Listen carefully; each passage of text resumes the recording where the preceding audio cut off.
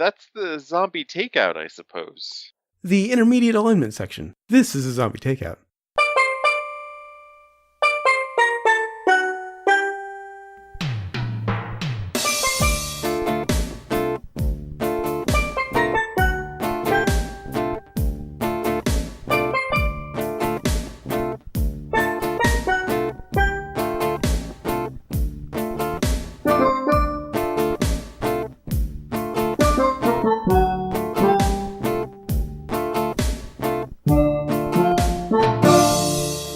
What's up? Welcome to episode 303 of Zombie Takeout.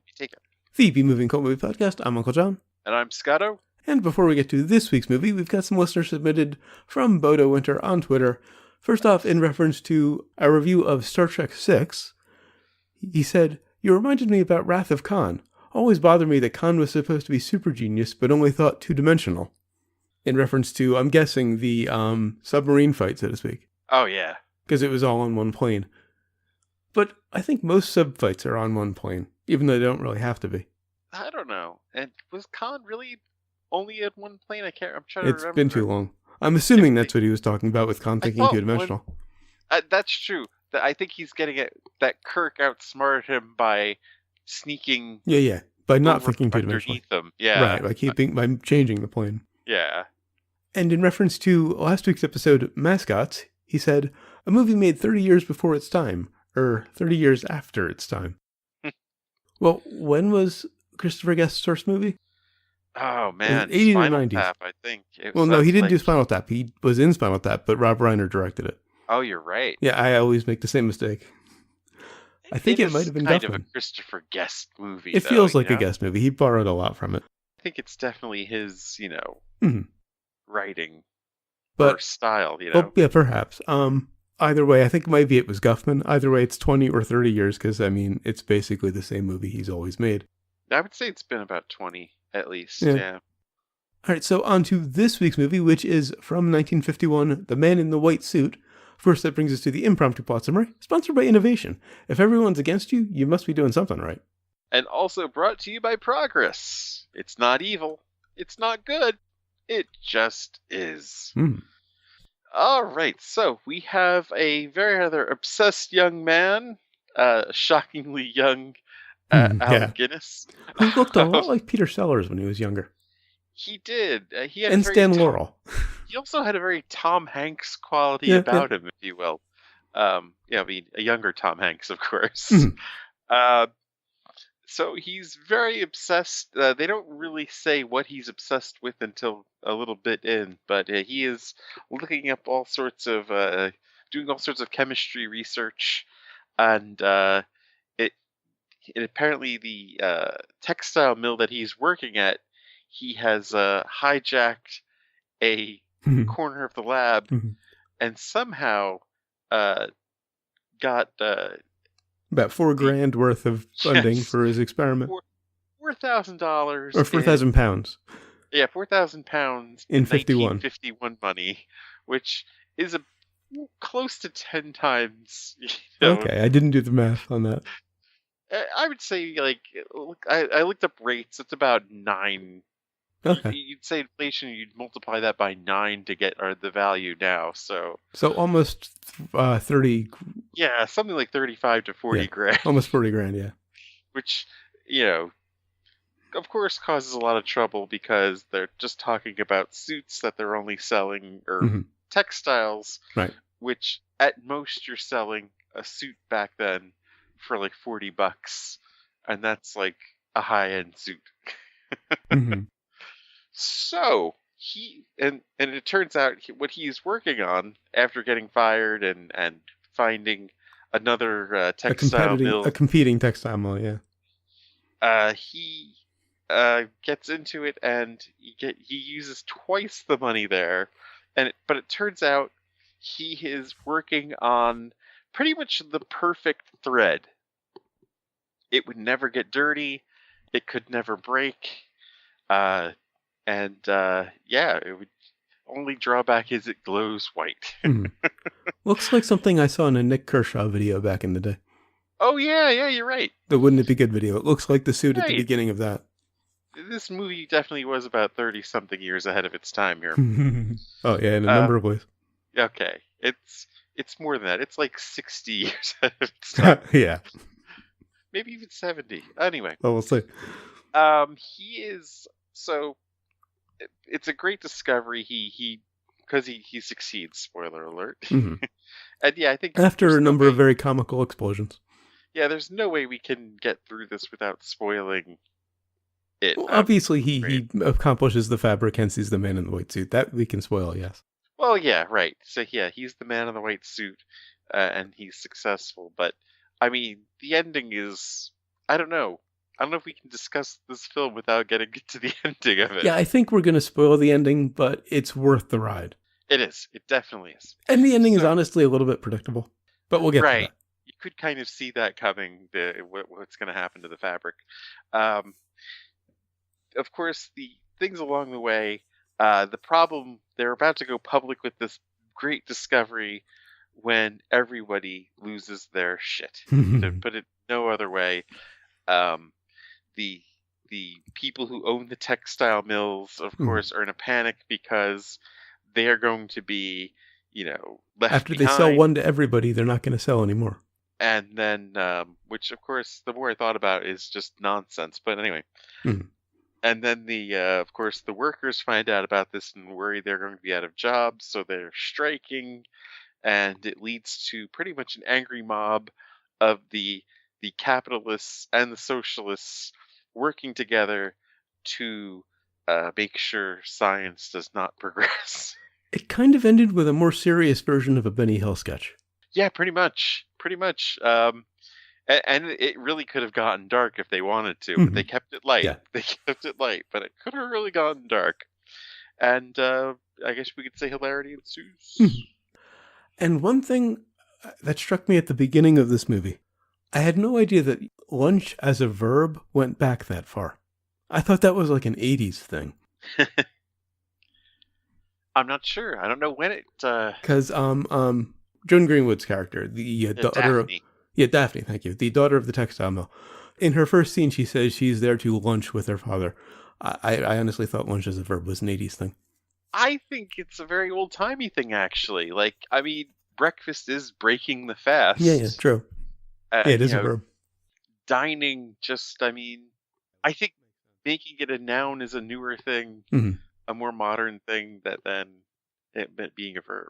And the other thing that struck me, and maybe it's because it's a British film, the acting is surprisingly non-presentational for 51. That was very shocking to me, but I mean, not as shocking as seeing, is it Michael Gove?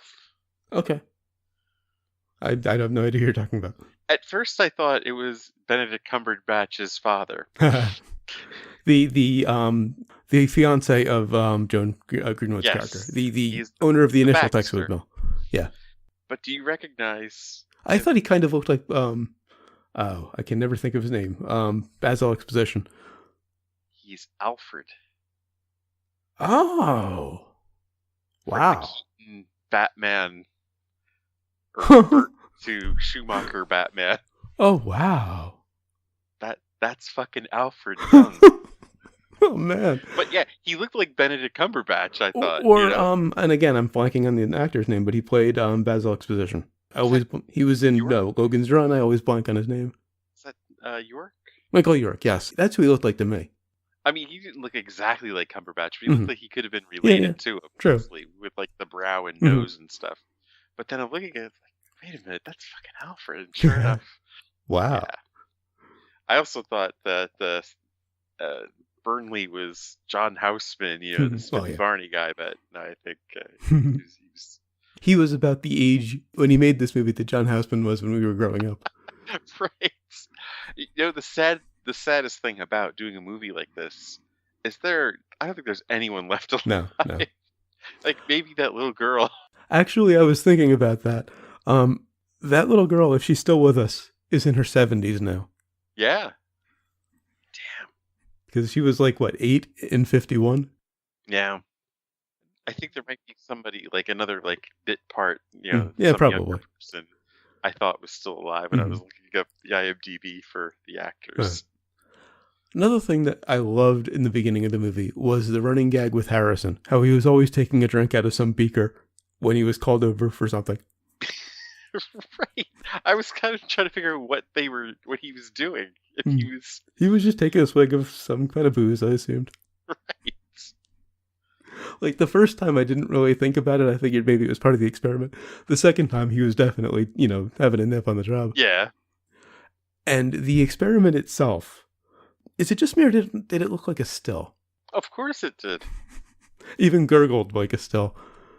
And incidentally, the noises made by the experiment were created by uncredited sound editor Mary Haberfield and produced for the soundtrack by a tuba and a bassoon. Oh, really? Because I thought it was a little too early for a synthesizer. And it was a tuba and a bassoon. I would love to know what they did to those sounds to get them to sound like that. Because it sounded like a synthesizer, and the whole time I'm thinking, like, I didn't think they had those in 51. No, not till the 70s. Maybe the late 60s. You always had an organ, of course, but I mean, this seemed too mechanical for that. Yeah, somehow they took the sound of a tuba and a bassoon and messed with them analog. Yeah. And produced that. I would love to know how they did.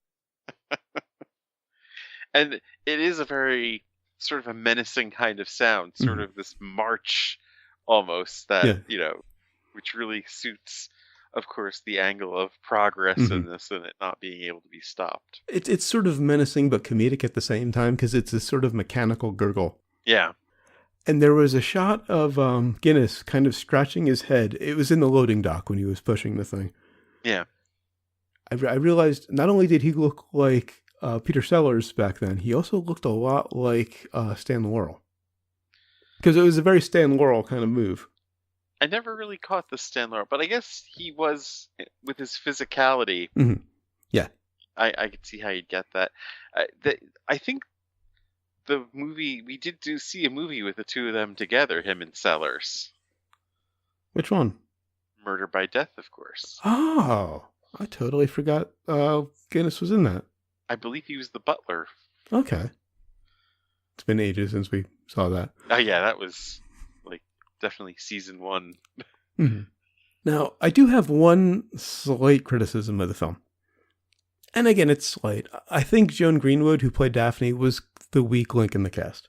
She was okay, but she wasn't quite up to par with the rest of them. I think my complaint would be kind of the romantic plot in the beginning that went nowhere anyway. Well, they didn't really play that. She was just kind of helping him throughout. She was almost like a disciple of his. Well, right. The scene where she tried to seduce him was just something they paid her to do to get him to, give up his invention. Which I did love that scene a lot. Particularly when he rejects her and she thanks him. Right, because you expect her to just go off on him, when he rejects her, but it's just like... I love the character. I just think her performance was a little subpar. I was talking about the whole engaged to be married thing at the beginning, which... Oh, with Alfred, yeah. Right. I'm going to be calling him Alfred from now on. Call him Alfred. It really didn't go anywhere. No. It didn't add anything to the film. Although... Fortunately, they did away with it quickly. Right, so... They just needed a connection. I don't even know why they bothered. Although it did make it a little bit more weird when they suggest that when they put her up to seducing him. Yeah, true. It was kind of like a really? And then I was glad that her father, once he figured out what was going on, was like, fuck this. And wanted to put a stop to it. Because I was kind of wondering, like, who is this guy that would just whore his daughter out? Smith Barney. I thought they made money the old-fashioned way. But they earned... Well, I guess that is earning it. And speaking of... And we're going way the hell out of order. But speaking of, that cabal that tried to get her to seduce him. Yeah. Sir John Kirlaw, the old guy. Yeah. Is it just me, or were you waiting for him to say, "You've all done very well"? Oh, of course. It's totally where they got this from. He was completely young Mr. Grace. Yes. Now, one big credit I have to give to this movie. The science is relatively sound. You know... It's a 51 science fiction comedy, and I don't know enough science to nitpick it. I mean, I'm sure if I, Fair. had a degree in chemistry, I could take it apart, but as a I don't layman, know. It seems like it's very well thought out to yeah. me. I mean, then again, yeah, maybe I'm not the guy to ask that to either. But Hmm. to me, it looks like they really thought this out. Yeah, I know. I mean, I know a fair amount of basic science, and it all made sense, even the polymer stuff. You know, and as long as it passes for me, I'm not going to complain about it. I loved that it had to be heated to be cut, Hmm. and they pointed out that a needle would pass right through the weave. All of the little nitpicks that I was thinking of, they would answer. Well, this is where it gets to the point where I don't know why they weren't thinking of this. At least the capitalists, it wouldn't close the textile mills down. Well, yeah, they needed a plot. Do you know how much they would have had to have charged for per suit to have made their money back in research and development? Good point. Good point. Considering, the one mill would probably want their 4,000 back that they spent on it, Mhm. and they would have a claim. They'd have a very valid claim to it because they had his diary, Mhm.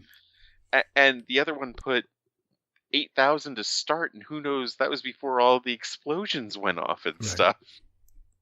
They would have had to have charged like I said, a high-end suit back then when I saw was about $40. Mhm. They would have had to have charged at least a few hundred. Yeah, They it would would have have been ridiculously expensive suit. That could have been the weak link, is that they would never sell one, it or would they'd have only sell them to a very small number of people. it's how any technology comes out. Like people with Sure. virtual reality 20 years ago, it was only really rich people that could afford it and would spend something on it. And now we're starting to get to the point where, well, it's going to be something people are going to be walking around with in the street and bumping into things and getting hit by cars. I have a virtual reality headset that I paid $15 for. It's Right. The cardboard one. I remember selling electronics. The thing was like, it was at least $700. At least. I can't remember the exact price back in the late 90s. Or the Tesla. There. They're ridiculously expensive now, but give it 20 years and it'll be standard technology. Right. So no technology comes along and just changes everything immediately. But if they thought of that, they wouldn't have had a plot. That's true. They needed a plot. There's always that little, magic trick they get past, that little lapse in logic that, generates the plot. Speaking of the explosions, I love the sandbags that started showing up. Yes, and the air raid helmets. No, he eventually had his own bunker. And the whole, Mr. Stratton said nobody can come in. They're like, what do you mean? Of course we can. And they were like nose to the glass on the thing that could have exploded. And this has a montage that I didn't mind. I didn't even notice the montage. It was when they were showing the fabric being manufactured. And where it breaks the piece of metal, and just before he explains that it needs to be heated to, I think, 300 to be cut. That's right. And that was the other thing, the technical people that would cut it out to make a suit. Like, how much are they going to be paying them? It would have been hundreds of dollars for a suit in 1951 money. There wouldn't have been a plot if they covered all the bases. I did really like that the unions and the corporate class were both against him. Right. Yes, that the fact that they were all piling in the same cars together to, let's get him. So it was a commentary on all of it. Yeah. Now, there was something very early on in the movie when he was about getting fired from the first job. They made them report to the meeting by saying he's in a what? I don't remember the line. They were calling them to meet the head of the mill. Come here. I swear it sounded like they said he's in a cunt. I don't remember the line. Obviously it wasn't that, but... It's at 8 minutes and 11 seconds. I rewound it 3 times to listen to it. They actually say it twice. They say it to 2 different people.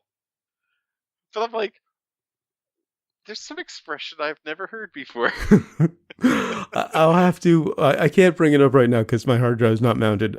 But before next week, I will check that scene and make a note of what it actually says Now, because I it mean, didn't sound odd to me. I know the British, don't exactly look at that term means Well, yeah, something it's a else, little more usable over there. but It's not as taboo, but I it's not in can't this movie. imagine it, No, so and much as like, hey, he's substituting that for he's really pissed. I watch a lot of British stuff on YouTube, so maybe I'm just more accustomed to the accents, and it just made I understood it instead of hearing something that comedically wrong.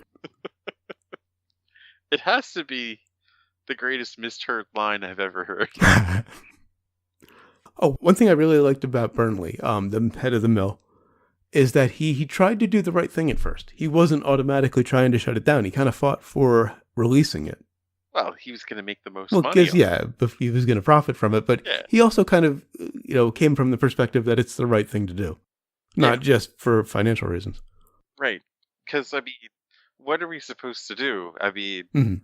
if you have the discovery and it is something that's it's going to make a lot of people's lives easier in the end. Right. Yeah. Or better. Mhm. Do you just say, well, though, a lot of people are going to have to change what they do. Well, that's the ultimate question that it raises, which is one of the many reasons I adore this movie. Oh, yeah. It doesn't demonize any of the sides. It doesn't pick a side. As someone on the IMDb comment said, it doesn't tell you how to think. It makes you think. Well, I mean, it's definitely on the side of science and progress.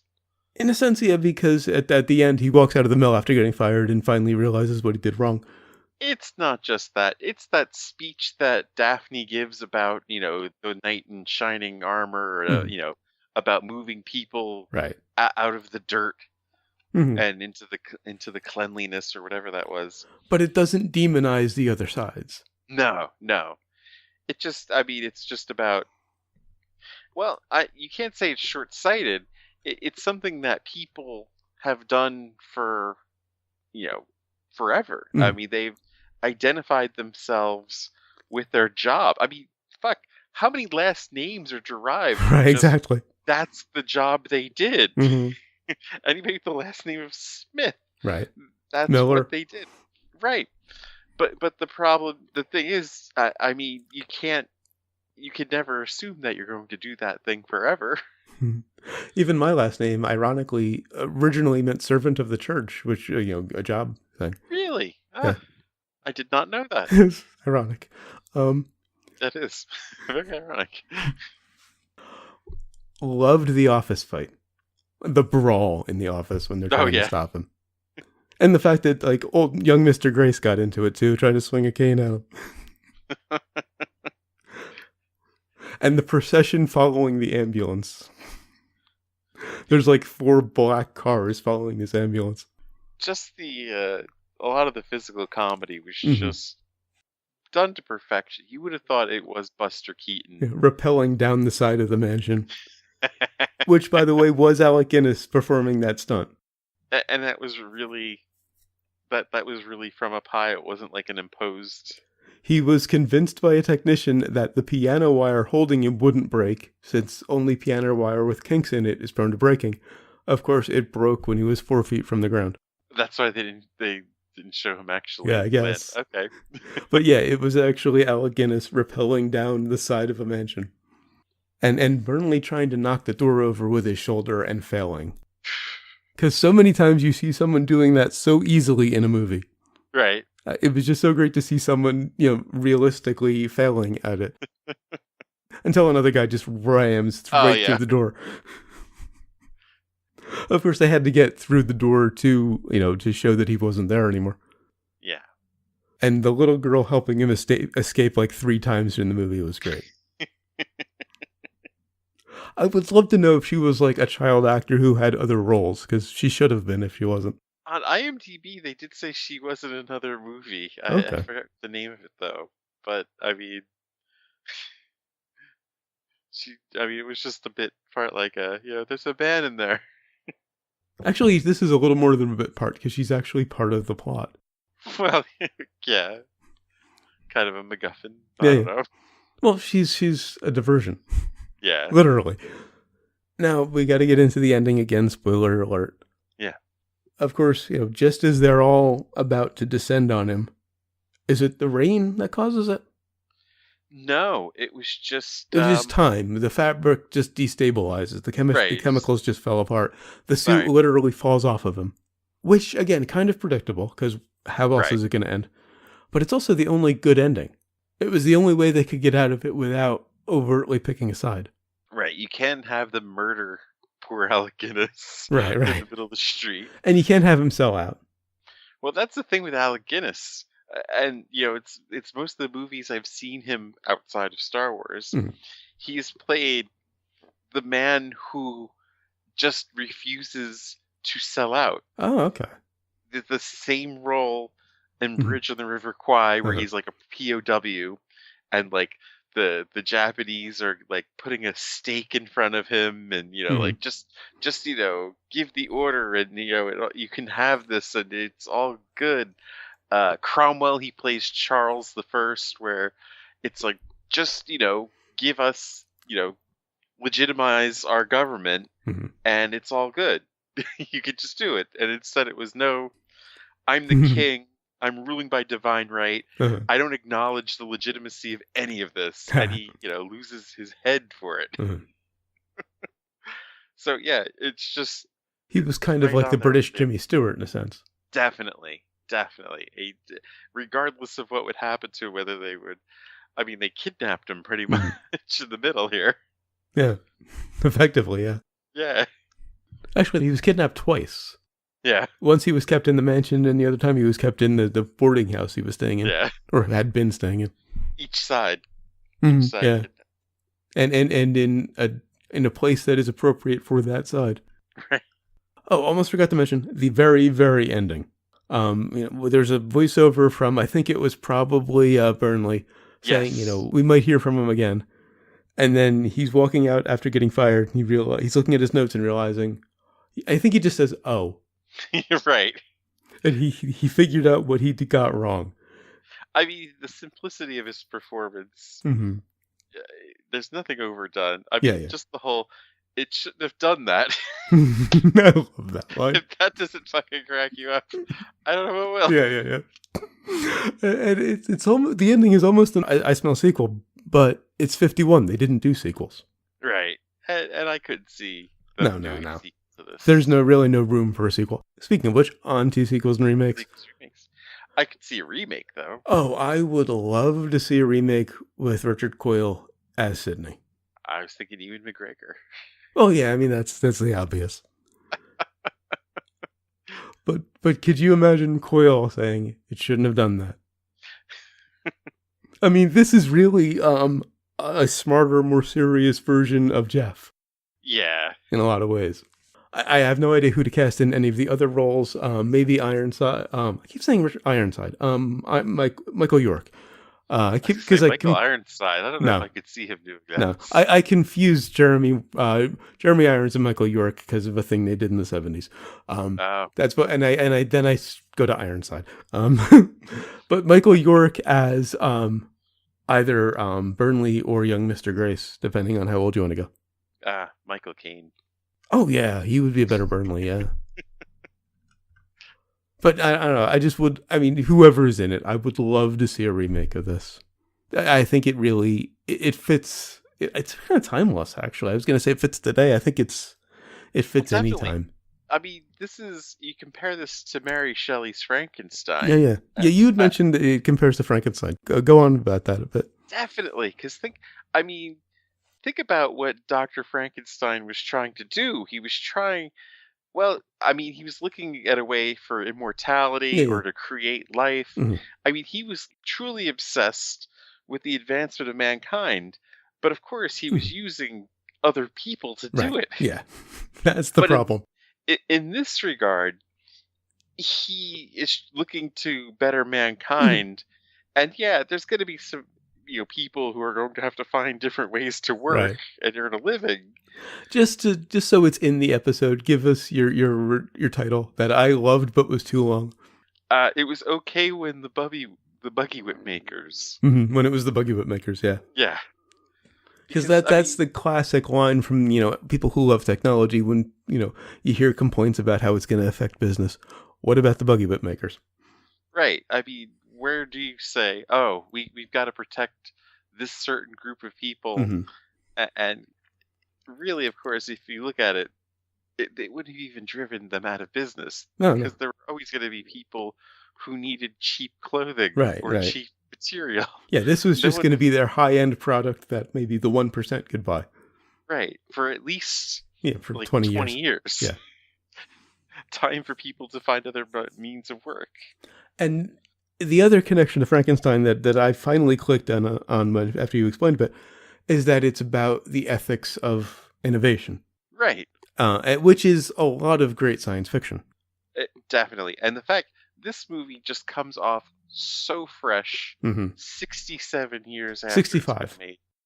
65, sir. Oh, 65, sir. Yes. Wow. Did I think it was 2018? Apparently. Boy. Well, we are almost at 17, so it's only a year off.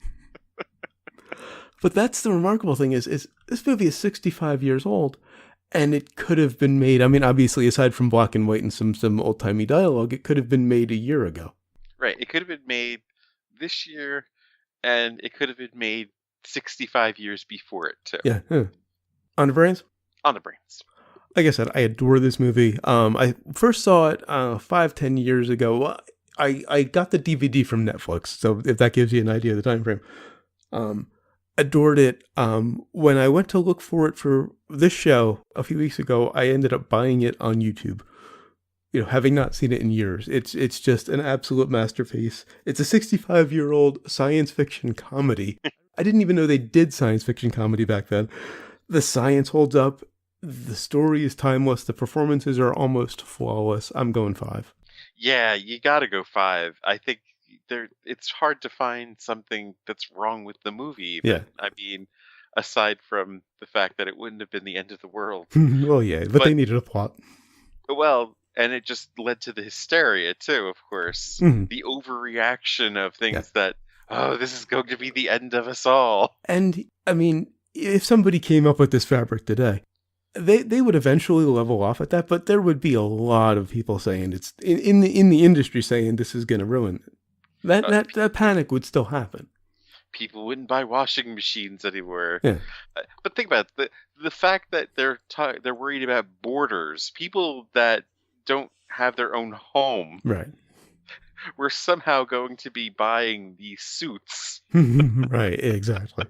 So this washerwoman was going to no longer have clients because all the other people, the street urchins and the poor, were suddenly going to have these $1,000 suits. Well, that's a knee-jerk panic. It's not rational, but it is understandable. Exactly. All right, so what have we learned? How would one stabilize an infinite strand of molecules? That's a good question. That's kind of how I knew that the end was coming. I'm like, wait a minute, if it's an infinite strand, how the fuck would you do stabilize? Infinite is usually a problem. Yeah. And I learned that you should only get married in cold blood. That line killed me. I also learned that I need to watch more Alec Guinness movies because holy I fuck, do too. He's good. Yeah. I mean, I knew he was that good, but I do need to see more because I can probably count on one hand the number of his roles I've seen. I'm hearing really good things about this Star Wars movie yeah. that he did back in the late 70s. By the way, he didn't have to review that maybe a couple hundred episodes ago. He would actually probably hate the title that we did give this episode. Yeah. Because he wanted to be more known for more than just Obi-Wan. Yeah, true. But he would love that we know that he would hated it. So I think we're good. All right, so until next time, we'll be reviewing Star Trek Generations, finally finishing the deal we made, 2 years ago? Yeah. Almost. Yeah.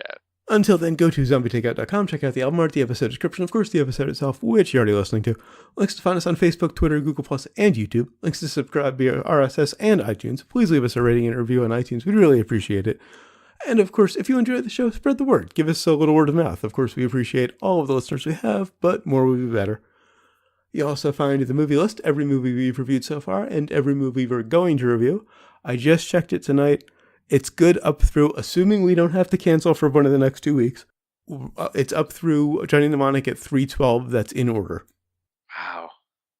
That's like, that takes us to March, doesn't Yeah, it? it takes us, again, assuming no weeks off, aside from my birthday, it takes us to mid-March.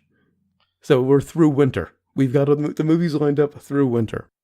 Again, that's with no weeks off and no deaths that require a tribute episode. By the way. Man, don't eat. Oh, there you go. Yeah. Speaking of which, yeah, rest in peace, Ron Glass. We got to mention that. Yeah. I looked at his IMDb. I didn't see any movies that were in our wheelhouse. But on the rec list this week, my site, the recklist.net, I'm doing Firefly Week. I recommended Firefly on Tuesday, and tomorrow's recommendation is Serenity. Oh, well, in honor of Ron Glass. In tribute to Ron Glass, of course, when I finally got around and bit the bullet and watched Firefly after years of you telling me to watch it, what was the first thing I told you? Yeah, your first words to me when I said, yeah, it's great, isn't it? Well, you were like, why didn't you tell me Ron Glass was in it? You're like, I didn't know that was a selling point. I'm like, yeah. Barney Miller, man. yeah. Any cast member, Barney Miller. I'm like, you gotta to mention that. Right. You'll also find the request form. If you've got a movie you'd like to hear us review, please leave it on the request form. And, of course, the recommendations list. I had no doubt because I'd already seen it. What did you think going in? Did you think you were going to end up recommending it? Or? Well, I mean, it's an old movie, so you really don't know. You expect a lot of cheese in an old movie. But it's Alec Guinness. But yeah, it is Alec Guinness. I've seen him in a handful of things, and yeah, I need to see more. Yeah. You can email us on zombieTakeout@gmail.com or leave us a voicemail at 414-368-ZTO1 or for the alphanumerical challenged. You can go fuck yourself. 414-368-9861. Of course, always remember that you will always be calling from the middle of Milwaukee. And until next time, always remember, never forget, wherever you go in life, there you are. It's a beautiful job.